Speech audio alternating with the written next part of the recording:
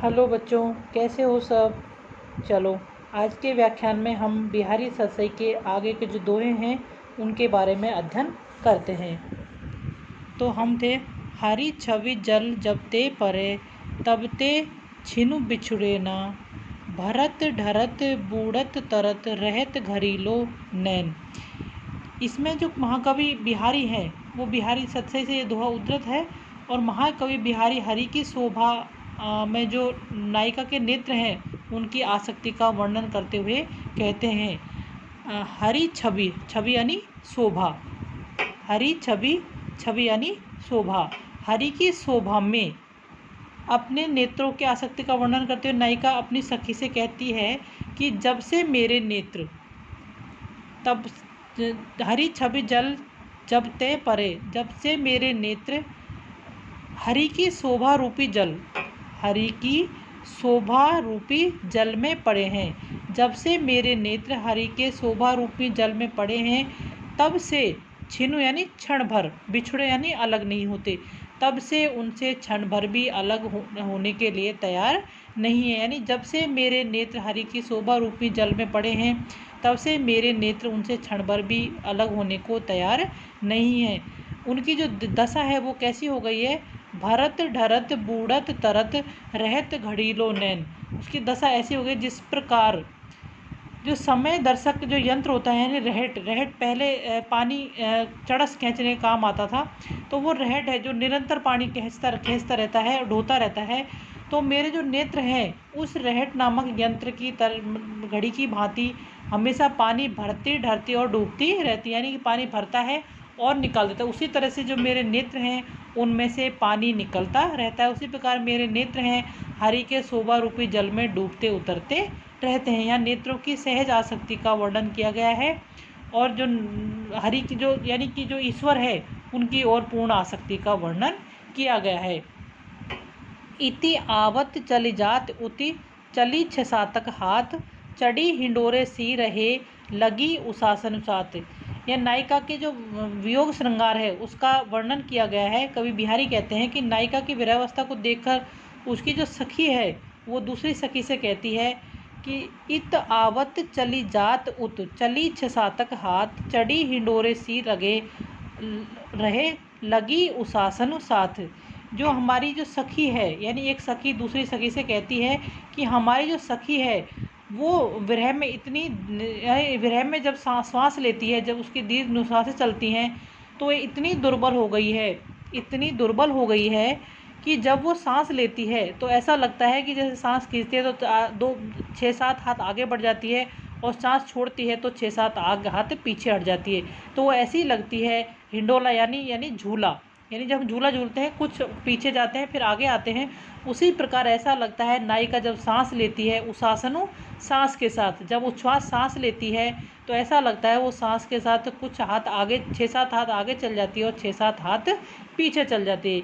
यानी यह नायिका के जो विरह वर्णन है उसका ऊहात्म यानी कि अतिशयोक्तिपूर्ण वर्णन है यहाँ। यानी कि विरह में इतनी उसकी दुर्बलता इतनी बढ़ गई है कि वो सांस के साथ भी जो कदमों का आगे पीछे का वो है वो चलता ही रहता है। भूरण भार समारे है क्यों यही तन सुकुमार, सूधे पाए न धरे परे शोभा ही के भार। यहाँ पर जो नायिका है उसकी सौंदर्य का वर्णन किया गया है कि उसके सौंदर्य यानी कि उस आभूषण धारण करने की आवश्यकता ही नहीं है, उसका सौंदर्य का जो भार है, सौंदर्य का जो उस पर वजन है वही इतना है कि उसके जो पैर हैं वो जमीन पर सीधे तैर से पड़ते ही नहीं है। भूषण भार समारही क्यों, यही तन सुकुमार, भूषण अलंकार यानी गहना, यही यानी इस पर, यही इस पर, धर धरती पर, यानी भूषण भार समारही। नायिका को देखकर उसकी सखी कहती है उसका जो सुकुमार शरीर है आभूषणों के भार को कैसे संभाल सकता है, यानी नायिका के जो शरीर है उसको आभूषण भार समारही, आभूषणों के भार को कैसे संभाल सकता है। यही तन सुकुमार, उनका जो शरीर है वो इतना सुकोमल है, इतना कोमल है, इतना सुकुमार है। सूदे पाए न धरे परे, सूदे पैर धरती पर यानी जमीन पर सूदे पैर पड़ते नहीं है। क्यों?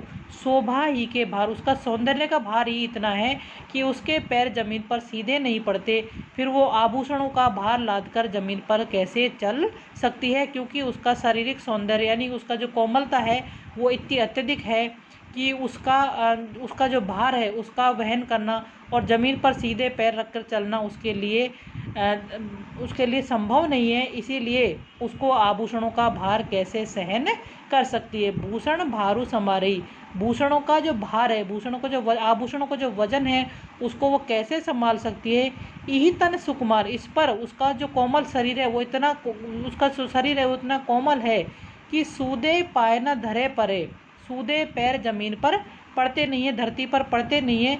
शोभा ही के भार, उसका सौंदर्य का भार ही इतना है कि उसके ज़मीन पर सीधे पैर पड़ते नहीं हैं। फिर वो आभूषणों का भार कैसे वहन कर सकती है। कहत सबई बेंदी दिए, आकू 10 गुनो होत, तिये लिलार बेंदी दिए, अगनित बढ़त उदोत। बेंदी बिंदी, लिलार मस्तक, उदोत प्रकाश। बेंदी बिंदी 10 गुना, उदोत प्रकाश। तिये जो नारी के लिए है, लिलाड़ मस्तक। कहत सबई, सब कहते हैं। बेंदी यानी बिंदी, दिए देने पर, लगा देने पर, आकू अंक का, 10 गुण होत, जो मूल्य है वो 10 गुना बढ़ जाता है। जैसे हम एक के अगर 0 लगा देते हैं तो वो 10 हो जाता है, तो उसका यानी 1 से जो 10 हुआ उसका जो मूल्य है वो 10 गुना बढ़ गया। उसी तरह से सब कहते हैं कि बिंदी लगाने पर किसी अंक का जो मूल्य है वो 10 गुना हो जाता है।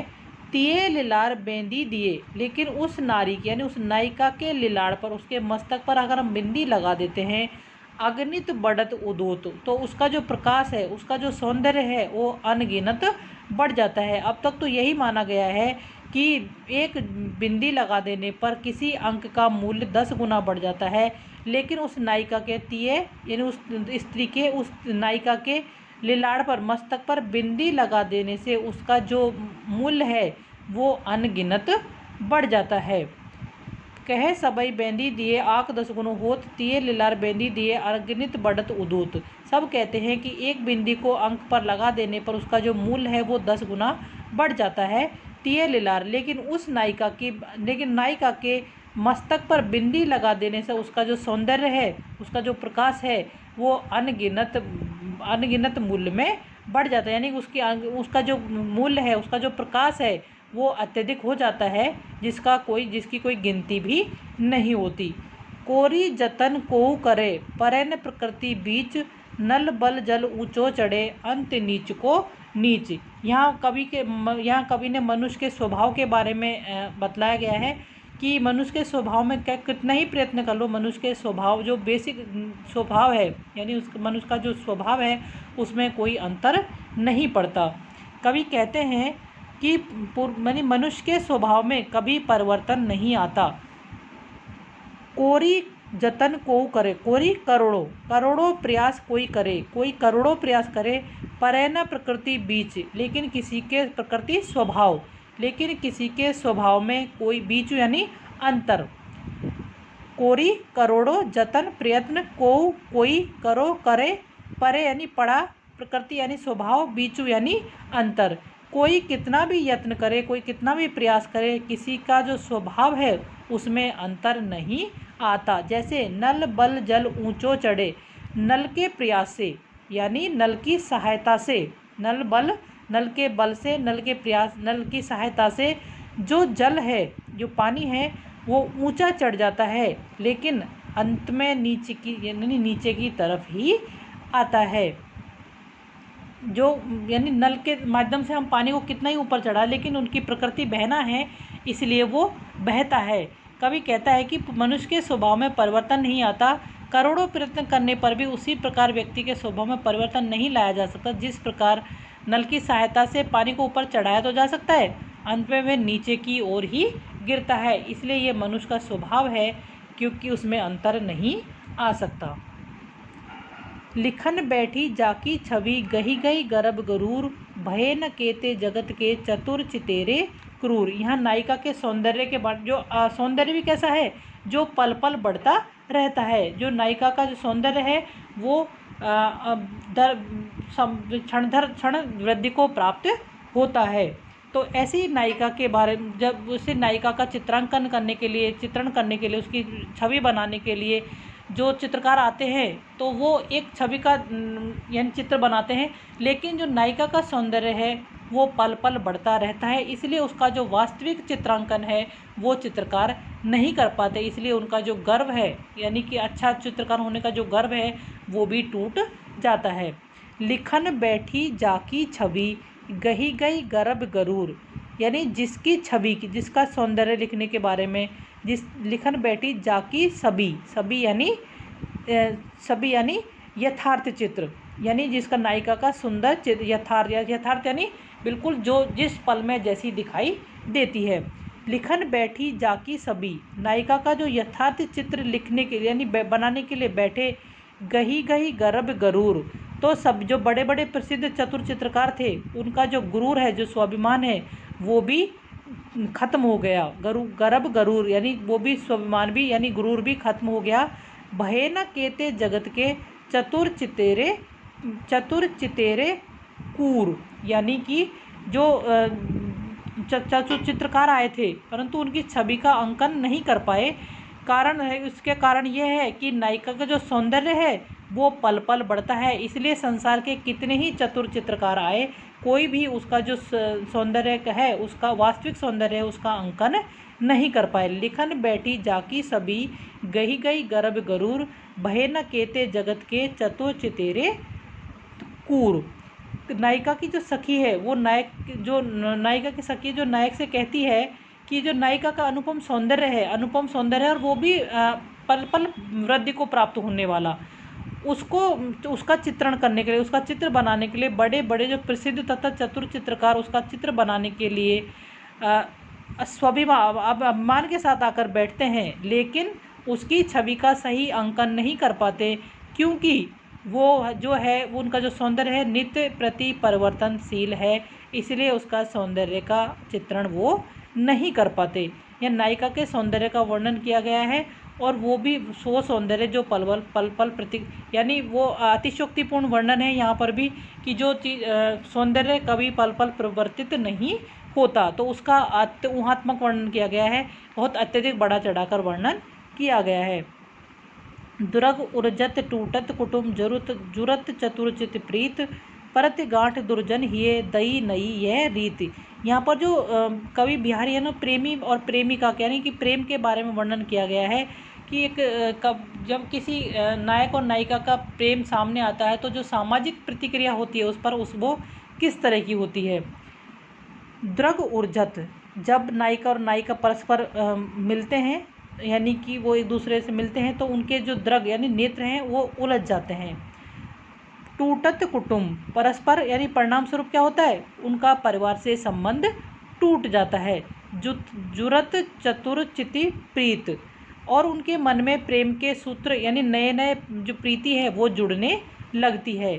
परति गांठ दुर्जन हिये, जो दुर्जन दुष्ट व्यक्ति हैं प्रेम के कारण उनके हृदय में गांठ पड़ती है। दई नई यह रीत, विधाता ने यह प्रेम की एक नई रीति यानी नई रीति देखने को विधाता के द्वारा दिए गए प्रेम की नई रीति देखने को मिलती है। द्रग उर्जत यानी जब वो आपस में मिलते हैं तो उनके नेत्र परस्पर उलझ जाते हैं और परिणाम क्या होता है, परिणाम ये होता है कि उनका परिवार से संबंध टूट जाता है। जुरत चतुर चिति प्रीत, ऐसा लगता है कि उनके मन में प्रेम के सूत्र नए नए सूत्र चतुर चिति यानी नए चित यानी मन में उनके मन में प्रेम के नए नए सूत्र जुड़ने लगते हैं, लेकिन प्रेमी और प्रेमिका के संयोग से यानी नायिका और नायक के संयोग से दुर्जन जो दुष्ट व्यक्ति हैं उनके मन में गांठ पड़ती है।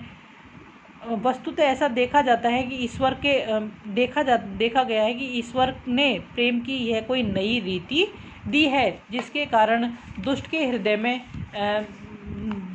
गांठ पड़ती है और जो सज्जन व्यक्ति हैं यानी कि जो प्रेमी है वो उसको देखकर खुश होते हैं। तो यहाँ व्यष्टि से समष्टिगत का प्रेम का वर्णन किया गया है और यहाँ पर अनुप्रास अलंकार जो बार बार शब्दों की आवर्ती होने के कारण बताया गया है। ठीक है बच्चों, ओके बाय।